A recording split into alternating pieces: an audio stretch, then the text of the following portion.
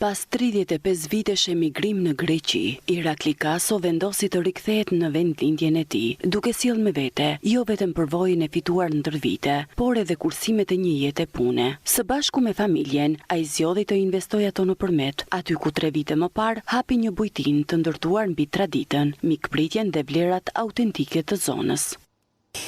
Familja ime donte kryesisht të investonim jashtë, në Greqi aty ku ish. Unë nuk doja, vetëm këtë munda që theva dhe edhe ata janë shumë të kënaqur. Ushqime tradicionale të përmendur, pastërtia, mikpritja, buzëqeshja, këto janë kryesorët që na duhen.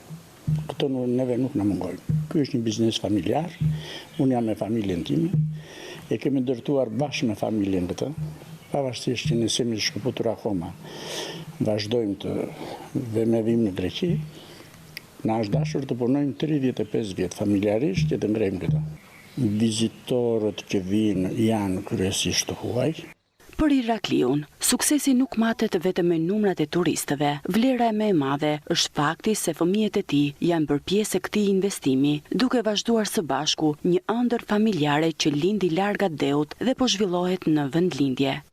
Djalin e madh e kam në Gjermani, na ndihmon dhe ai ekonomikisht. Ka qenë dhe i vogël në Gjermani, edhe tani ndodhet këtu, na ndihmon në biznes.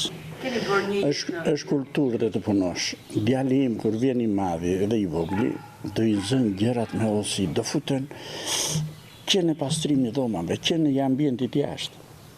Do vënë dorashka, do futen të pastrojnë, të disinfektojnë, dhe ashtu ka një kulturë tjetër, bile më të përparuar dhe na neve. Unë mësoj nada, edhe na gruaja ime, kur vjen nuk i zën këmbët dhe. Unë atën dhe të mbanë meraku, të mbanë dashuria që ke për atë, nëse do ndihmoshin disa të rinj që të investonin, këtu është gjë më e mirë.